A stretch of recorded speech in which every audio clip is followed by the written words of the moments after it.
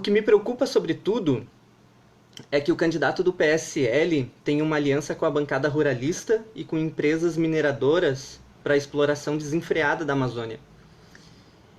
E que significaria uma perda irreparável e danos catastróficos para a humanidade toda e para a economia global de uma forma geral, né? A falta de chuvas, tempestades, elevação do nível dos oceanos, invernos e verões mais rigorosos, tudo isso força os fluxos migratórios, aumenta a pobreza, a fome, prejudica a agricultura, prejudica a economia de forma geral.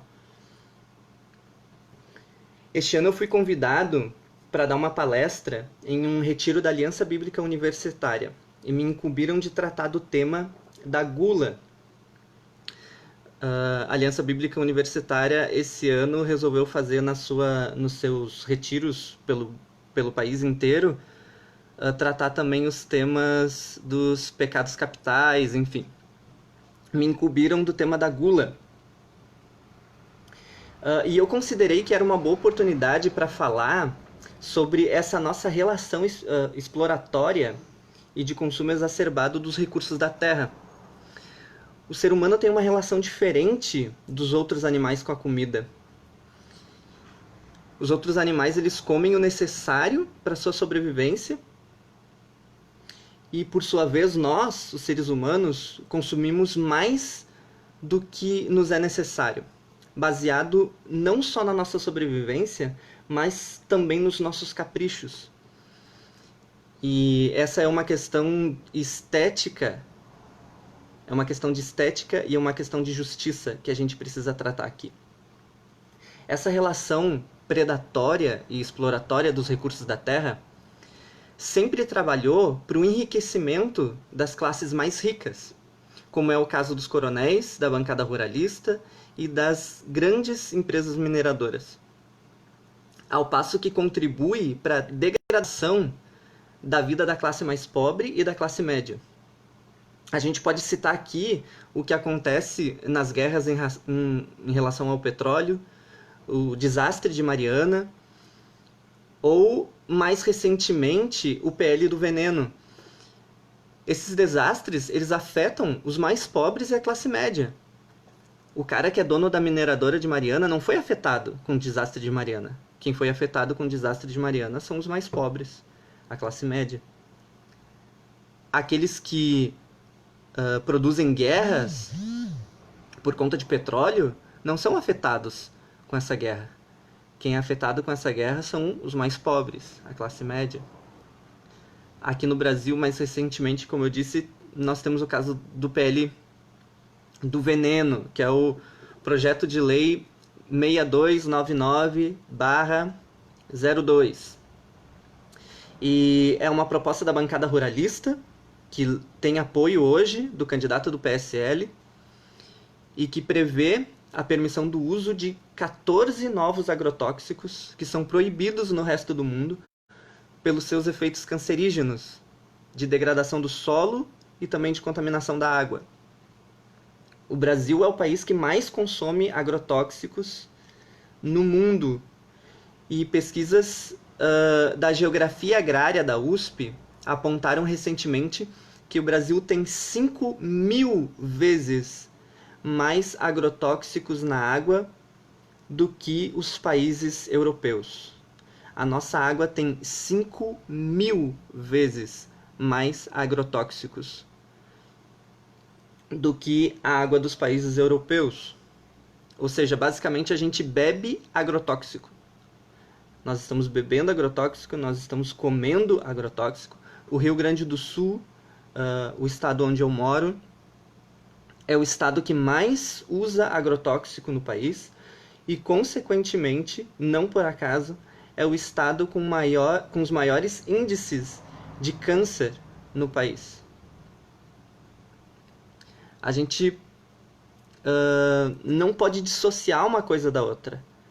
Achar que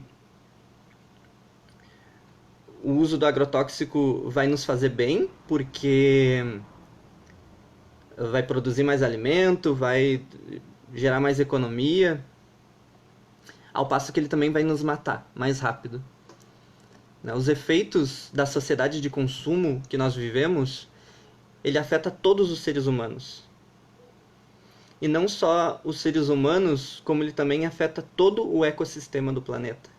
Afeta o solo, afeta a água, afeta os animais, afeta a floresta como um todo. Nós precisamos enxergar a vida na Terra de forma global e integral. A forma como eu faço uso dos recursos da Terra afeta não somente a mim, senão que a todos nós. A sociedade ocidental moderna, iludida com esse mito do progresso, entra em crise com a ecologia e aponta para alguns problemas, né? O invento moderno, ele é mais rápido que a espera messiânica. A natureza coisificada, resumida em objetos de manipulação e domínio, é o que nós precisamos, na verdade, insistir aqui numa humanização da natureza e numa naturalização do humano. Esse mito do progresso é o que nós precisamos perguntar, na verdade, o progresso para quem? Quem que lucra com o desmatamento da Amazônia? Quem que lucra com a mineração da Amazônia? É progresso para quem? Quem é que lucra com o aumento do uso de agrotóxicos? É um mito do progresso. Progresso para quem? Quem usa agrotóxico poupa, talvez, de diversas formas e acaba lucrando, sim, é um progresso para essa pessoa. Mas e eu que consumo uma água com 5.000 vezes mais agrotóxicos do que o dos países europeus? E a minha comida, que é cheia de agrotóxico, não é progresso para mim, não é progresso para ti.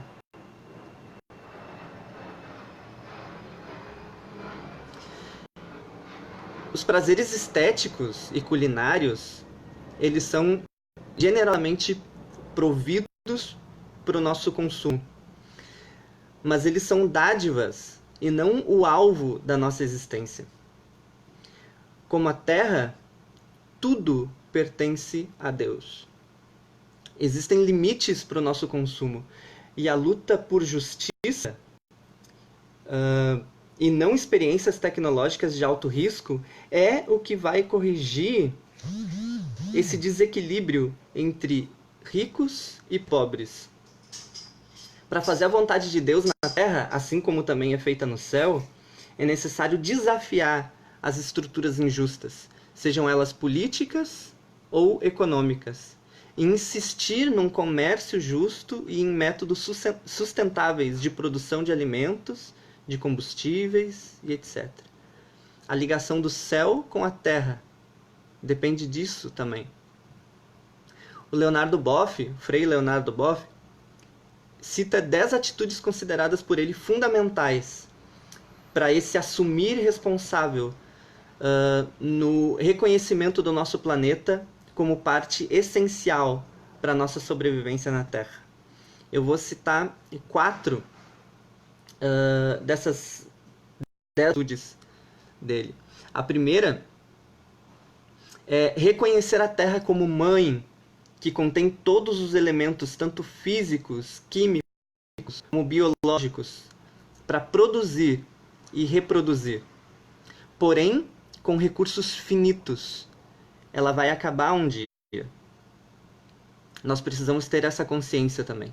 Os recursos da Terra são finitos. Todos os seres são interligados. Esse é o ponto 2.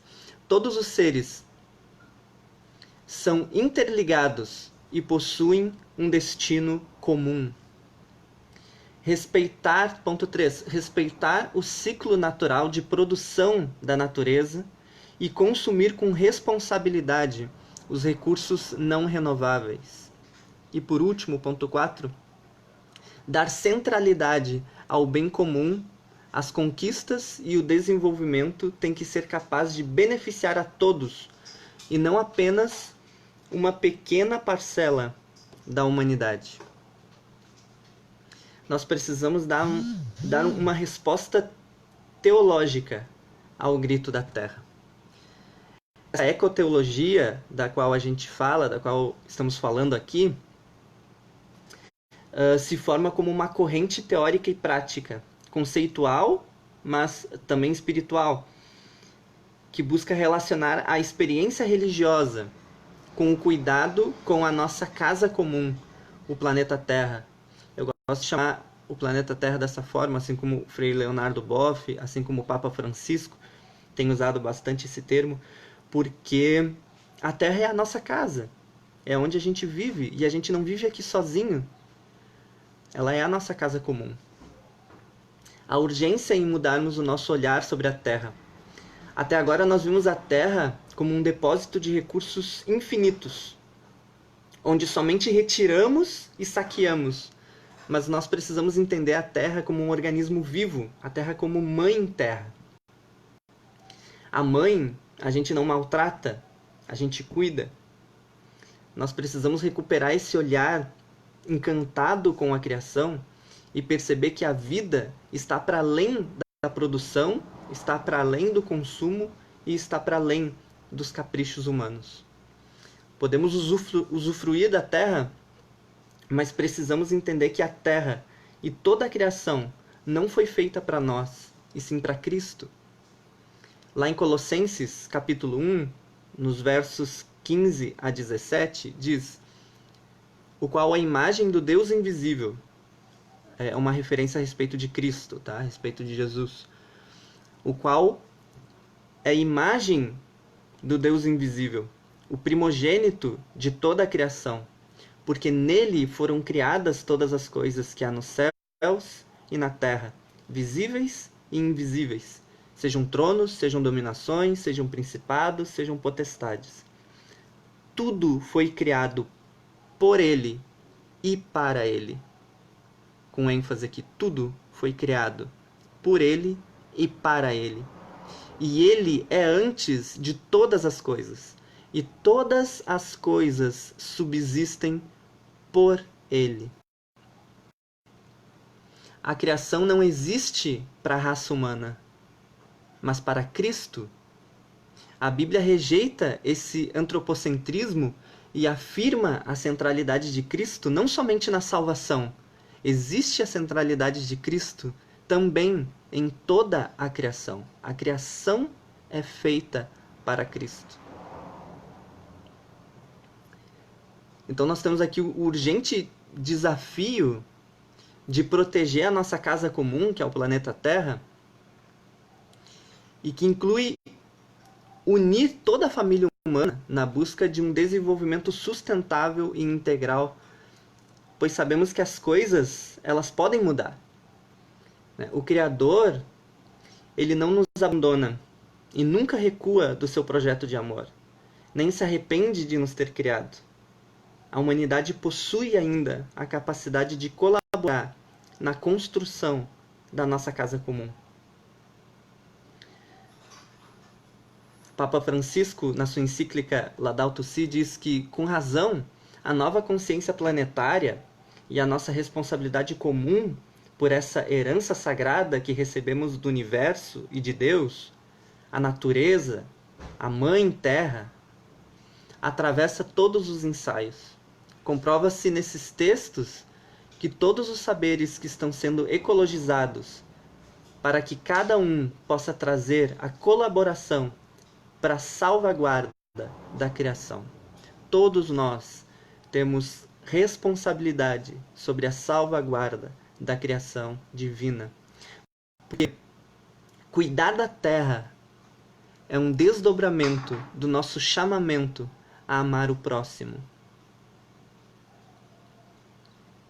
Existe aqui uma questão escatológica, e daí eu gosto de uma piada que diz que Jesus pergunta para Pedro: Pedro, quem as pessoas dizem que eu sou?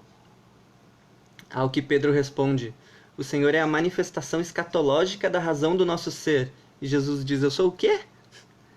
Essa é uma piada que ironiza o fato de quão distantes a linguagem e os conceitos teológicos podem estar da nossa vida comum, da nossa realidade. Perceba que nós temos um candidato à presidência atualmente que diz falar em nome de Deus, que diz amar Deus, que tem todo um discurso religioso,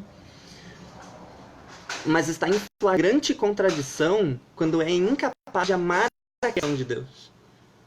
E, consequentemente, isso demonstra sua incapacidade de amar o próximo e de ver a relação espiritual, a relação teológica, com a vida comum, com o cotidiano. Mas, na verdade, essa tem sido uma prática recorrente dos nossos pastores, dos nossos líderes religiosos e de algumas igrejas, né, que tem uma pregação totalmente dissociada da realidade. Né? O mundo está vivendo um caos e a gente está conversando sobre outras coisas abstratas, e a nossa pregação pouco tem a ver com a vida cotidiana, muitas vezes. Né? Spurgeon já nos dizia que um bom pregador é aquele que tem a Bíblia numa mão e um jornal na outra, que prega sobre aquilo que está relacionado com a realidade do seu povo. A escatologia, então, ela é um estudo do fim, é um olhar para o futuro, e que nos leva a perguntar, afinal, o que vai acontecer com a Terra? Com a Terra, eu digo com o planeta, com toda a criação. Ou dando uma conotação mais teológica, né, o que Deus pretende fazer com a Terra? Se diz com frequência que a Bíblia começa com um jardim e termina com uma cidade. Só que essa é uma afirmação da vida urbana, né? E que não representa a história de forma completa.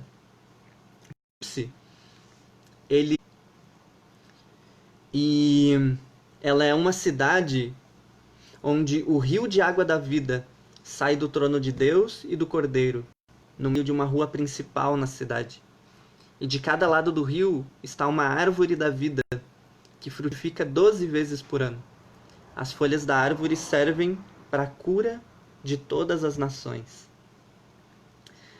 Alguns podem pensar, tá, mas se a gente está de passagem por essa terra, por que nós devemos nos preocupar com a natureza? Por que a gente precisa se preocupar com a floresta amazônica? Enfim, a gente está de passagem por essa terra.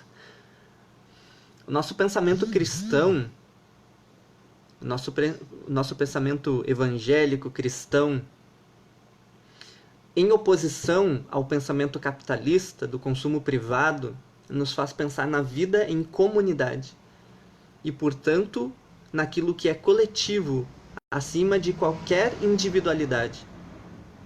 Nós estamos de passagem por essa terra, é verdade, mas nós devemos pensar não somente nas gerações futuras, mas em toda a comunidade divina. Quando eu digo toda a comunidade divina, isso significa também os animais, a terra, a floresta. Se estamos indo embora, que mundo é esse que nós deixamos para os que irão depois de nós? Ou para aqueles que ficam aqui?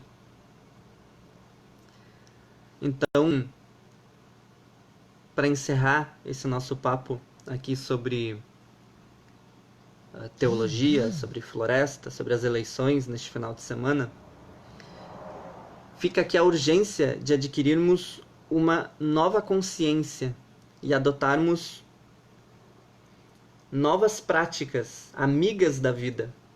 Neste domingo, vote não somente pelos teus interesses privados.